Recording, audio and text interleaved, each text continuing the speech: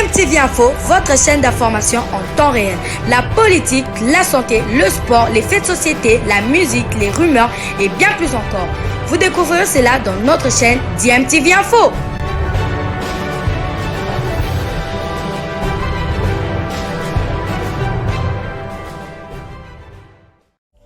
Vous êtes sur DMTV, bonjour ou bonsoir, tout dépend de l'heure à laquelle vous nous suivez. Tout plaisir est pour nous de vous retrouver, mais surtout de savoir que vous êtes nombreux en train de suivre votre chaîne YouTube DMTV. DMTV qui vous propose l'actualité, vous propose également des analyses et des réflexions sur des sujets d'actualité, sur des faits sociaux, tout simplement sur des réalités que nous observons ici chez nous en République démocratique du Congo.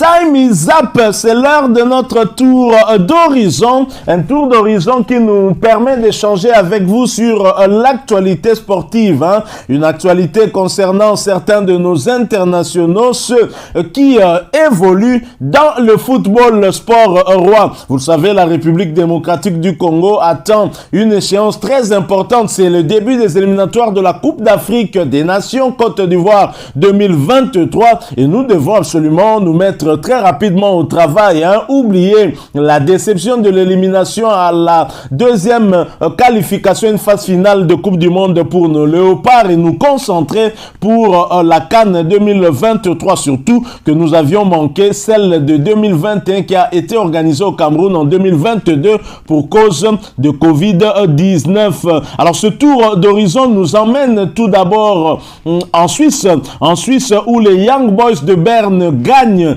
malgré l'expulsion de l'international congolais Elia Meshak. À 10 contre 11, les Young Boys l'emportent à domicile devant le FC Servette 3-1. Soulagement pour les Bernois qui mettent fin à une série de 7 matchs sans victoire. Titulaire en pointe de l'attaque, Elia Meshak a été exclu à la 76e minute suite à un cumul de 2 cartons jaunes. Heureusement que cela n'a pas empêché la victoire qui se dessinait déjà pour Young Boys de Berne qui a ainsi mis fin à une très mauvaise série de 7 matchs sans en gagner, ce qui est une très bonne chose. Mais la mauvaise nouvelle, c'est donc cette expulsion d'Elia Meshak. Il n'a pas trop souvent été expulsé. C'est arrivé cette fois-ci. Cela démontre en tout cas son engagement total dans cette rencontre qui n'aura pas été simple malgré le score, la victoire très large obtenue sur le dos de Servette FC. Alors nous poursuivons ce tour d'horizon. Nous allons quitter la Suisse et nous allons aller cette fois-ci en France où nous allons en Ligue 1 où le Racing Club de Lens faisait un déplacement périlleux du côté du leader du championnat qui n'avait plus que besoin d'un petit point pour être sacré champion et pour ne plus être rejoint en tout cas en termes de points au classement par son poursuivant direct qui n'est autre que l'Olympique de Marseille. Le Paris Saint-Germain récupère donc son titre face à une vaillante équipe du Racing Club de Lens réduite à 10 à l'heure de jeu avec l'expulsion de Danso. Le Paris Saint-Germain concède le nul mais valide son 10e titre de champion de France, égalant ainsi le record de Saint-Étienne. Invaincu depuis 4 journées, le Racing Club de Lens est à 5 points du podium. Il faut signaler aussi qu'au cours de ce match, l'international congolais Gaël Kakuta n'avait pas été aligné. Il ne s'était même pas retrouvé sur la feuille du match parce qu'il était encore incertain. Toujours ces pépins physiques qui ne le lâchent pas. Le Paris Saint-Germain est donc champion de France 2022 et c'est officiel. Et du côté de Lens, l'égalisation est arrivée à la 88e minute, alors que Lionel Messi ouvrait le score à la 68e minute de jeu. Et pourtant, 11 minutes plus tôt, Kevin Danso avait été expulsé pour cumul de 2 cartons jaunes. Le Racing Club de Lens jouait donc en infériorité numérique. Et Lionel Messi profitera de la supériorité numérique du Paris Saint-Germain pour ouvrir le score d'une belle frappe à l'entrée de la surface de réparation sur une passe de Neymar Jr. Mais Corentin Jean va réussir à obtenir l'égalisation sur un appel croisé à gauche dans la surface.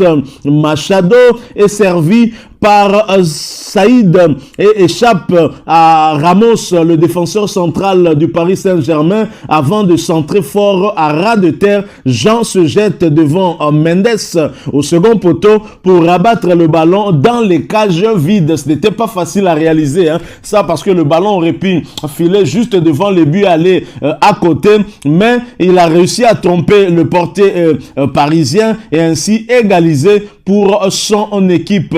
Bravo donc, le Paris Saint-Germain donc sacré champion après 34 journées, 78 points, suivi derrière par l'Olympique de Marseille qui a une journée de moins et qui compte 62 points. Et le Canto Racing Club de Lens, il se positionne à la 7e position après 34 journées avec 54 points à 5 points du podium, puisque c'est l'AS Monaco qui est 3e avec 59 points. Ça veut dire que la fin du championnat va être tout aussi palpitante, parce que le Racing Club de Lens peut toujours espérer monter dans le podium. Voilà donc, et il y a eu des réactions après ce match. L'entraîneur de Gaël Kakuta et de Racing Club de Lens, Franck Hayes, fier de la qualité du jeu et de la qualité de notre état d'esprit. Quant au buteur du jour, celui qui a évité la défaite de Lens afin que Lens ne puisse pas être distancé dans la course au podium, Corentin Jean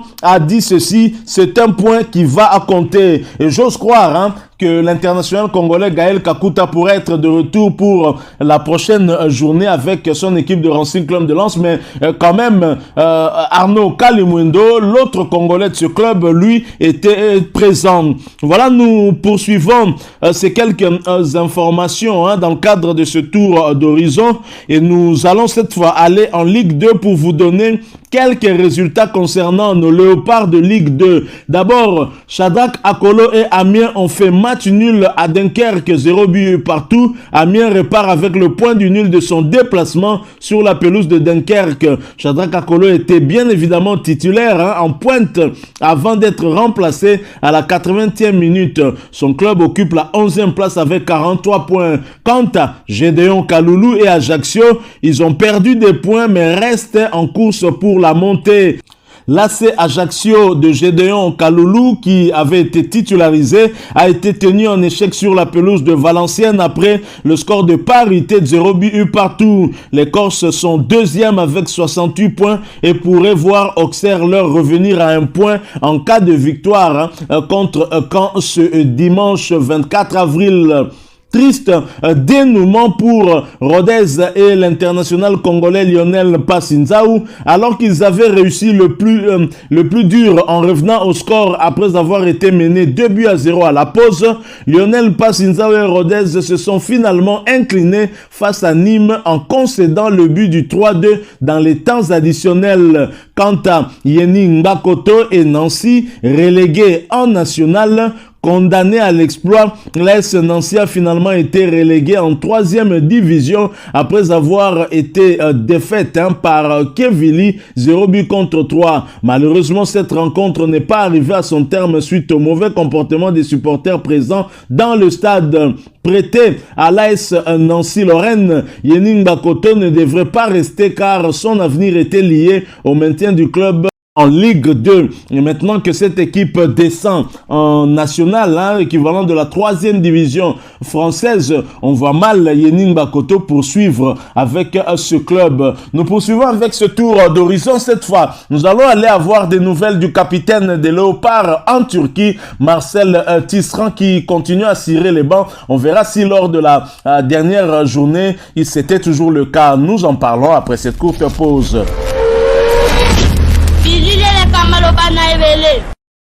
Barré par la concurrence, le capitaine des Léopards Marcel Tisserand pousse enfin un ouf de soulagement après une longue absence sur les terrains. Mis au placard, le Congolais n'avait plus joué avec Fenerbahçe depuis février dernier. Il fallait attendre 450 minutes de jeu, soit l'équivalent de 5 matchs d'affilée, pour revoir l'ancien monégasque sur la pelouse. Le défenseur international congolais est réapparu à la 64e minute lors de la victoire de Fenerbahçe face à Rizespor de Yannick Yalabolazi le vendredi dernier, 6-0. Un manque criant de temps de jeu qui ouvre grandement la porte au départ à Marcel Tisserand, qui devrait vraisemblablement évoluer ailleurs après cette saison.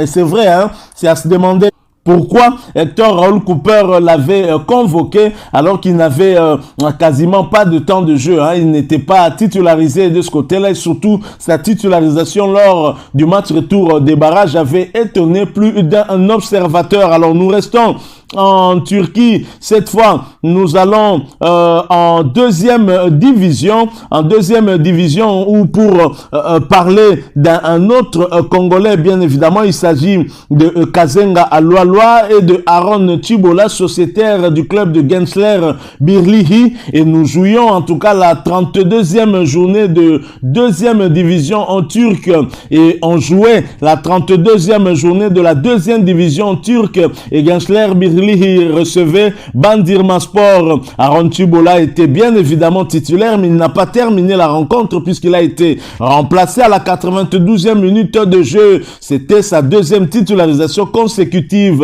Quant à Kazenga Aloaloa, il est toujours blessé. Gensler Birlihi occupe la 11e place au classement de deuxième division turque avec 12 victoires, 6 matchs nuls, 14 défaites et 36 buts inscrits contre 46 encaissés. Aaron Chibola a 1652 minutes en termes de temps de jeu. Sur les 3060 possibles, il a participé à 23 matchs sur les 34 de son équipe. Il a néanmoins inscrit un but.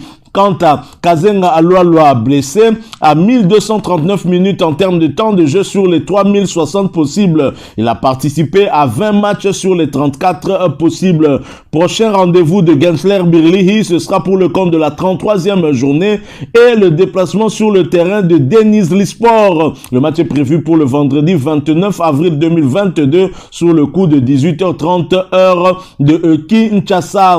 Nous allons terminer ce tour d'horizon en retournant en Afrique en compétition africaine interclub. Nous en parlons après cette courte pause.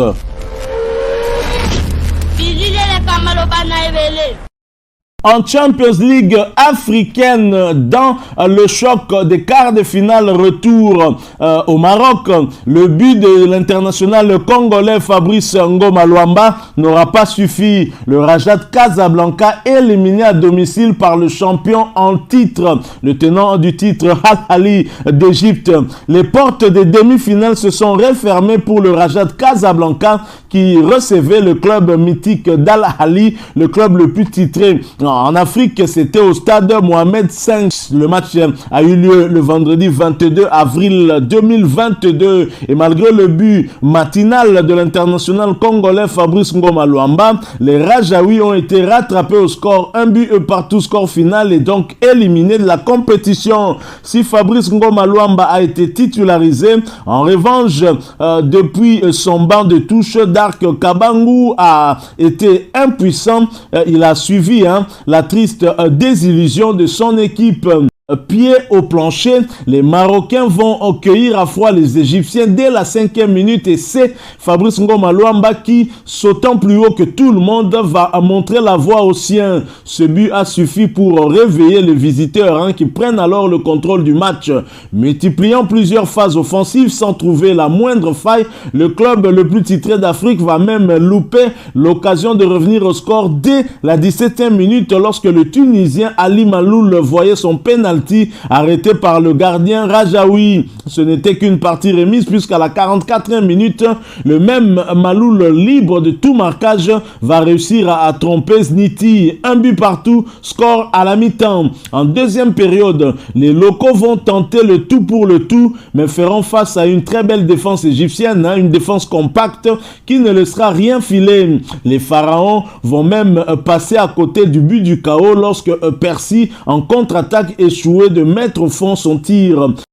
Comme il sait bien le faire, le club Kairote se contentera de conserver le score jusqu'à la fin de la rencontre, ce qui, en fin de compte, lui, il vaudra cette qualification en demi-finale après sa très contestée victoire du match aller 2-1 suite à un penalty imaginaire accordé par l'arbitre international congolais Jean-Jacques Ndala qui se fiait à un plan trompeur lui proposé par l'assistant vidéo. Voilà donc Fabrice Ngoma Luamba éliminé, mais d'autres Congolais vont tenter en tout cas de se qualifier. C'est le cas de ceux du tout-puissant Mazembe Anglebert, puisque Mazembe va recevoir un autre club Kairote, un club égyptien, pour le compte des quarts de finale retour de la Coupe de la Confédération cette fois. Et Pyramide FC, de l'audace dans l'humilité, c'est probablement le dernier match de Heab Galal à la tête de Pyramide FC. Celui-ci s'annonce difficile lorsqu'on sait que c'est le tout-puissant Mazembe qui est l'adversaire en face. Nous savons que Mazembe a une grande histoire en Afrique, a avancé l'entraîneur égyptien en conférence de presse d'avant-match retour de quart de finale de la Coupe de la Confédération. Les héritiers du pharaon gardent un goût d'inachevé après avoir grillé leur chance de s'imposer à domicile au match aller, score final 0 but partout. À en croire le technicien des pyramides, la mission se doit d'être achevée à Kamalondo. Nous sommes venus pour gagner ce match. Nous sommes prêts et nous allons jouer avec tous nos efforts. Nous avons fait un bon match aller, mais cette fois-ci, nous voulons marquer. Sur le plan technique et tactique, les stratégies semblent être bien mises en place. On ne peut même pas parler du Ramadan qui constitue une pression supplémentaire pour la qualification. Bien sûr que c'est difficile de jouer pendant le Ramadan et notre adversaire le sait. Toutes nos victoires ont été décrochées pendant la période de Ramadan. Nous espérons jouer à un bon temps. Pour nous, c'est une pression positive pour donner plus d'efforts afin de gagner, sachant que c'est le Ramadan, poursuit Heab Galal. Le petit piège qui se dessine dans cette opposition est lié au facteur but marqué à l'extérieur. L'entraîneur de bleu et blanc y tient fermement pour compliquer les Corbeaux qui ont une très bonne équipe avec des joueurs de grande expérience. Il y a au moins 5 à 6 joueurs de très bonne taille. Mazembe a une très bonne défense et nous avons compris qu'il ne garde pas le ballon pendant longtemps. Nous allons essayer d'implanter un nouveau système pour marquer un but aujourd'hui, dimanche 24 avril. Alors de son côté, le technicien français du tout-puissant à Mazembe, Franck Dumas, qui dans sa conférence de presse d'avant un match a eu des propos plutôt polémiques. La presse bien évidemment s'est intéressée à tout ce que disait le technicien français, surtout contre les cadres de cette équipe du tout-puissant à Mazembe. Je ne suis pas venu pour faire du social. Désormais, un seul coq chante à Mazembe. Il s'agit bel et bien de Franck Dumas. L'ego combiné à la rigueur de l'entraîneur français fait que les chouchous du club n'existent presque plus. Après avoir mis sur la sellette Renfort de Calabar, le champion d'Afrique zambien, et jadis une plaque tournante du dispositif des Badiangwena, Dumas a ensuite mis son grappin sur Trésor Mputu, le trésor national, dont l'attitude devient davantage inacceptable pour l'homme fort du staff mazembien. Et une chose est sûre, aucun traitement de faveur ne sera réservé à qui que ce soit, car je ne suis pas venu faire du social. Mon rôle consiste à protéger tout le monde. Je suis venu parce que le président a un projet selon lequel le TP doit être à nouveau un des clubs phares en Afrique.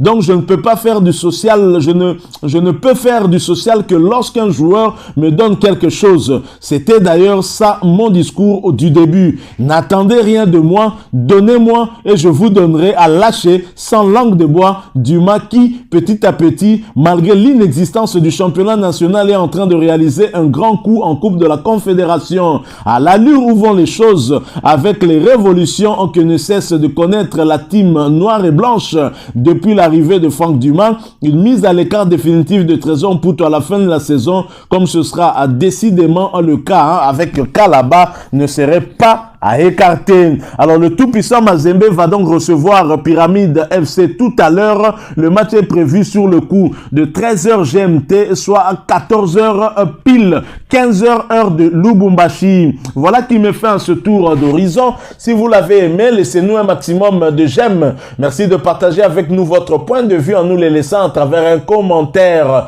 Abonnez-vous si vous êtes nouveau ou ancien et que vous ne vous êtes pas encore abonné. N'oubliez pas d'activer la petite cloche de notification en cliquant tout simplement sur celle que vous verrez apparaître dès que vous serez abonné, parce qu'elle vous permettra de ne plus rien manquer des prochaines vidéos que nous vous proposerons. Encore une fois, merci à vous, avec espoir de vous retrouver très bientôt avec un autre sujet d'actualité. En attendant, portez-vous bien et DMTV vous dit au revoir.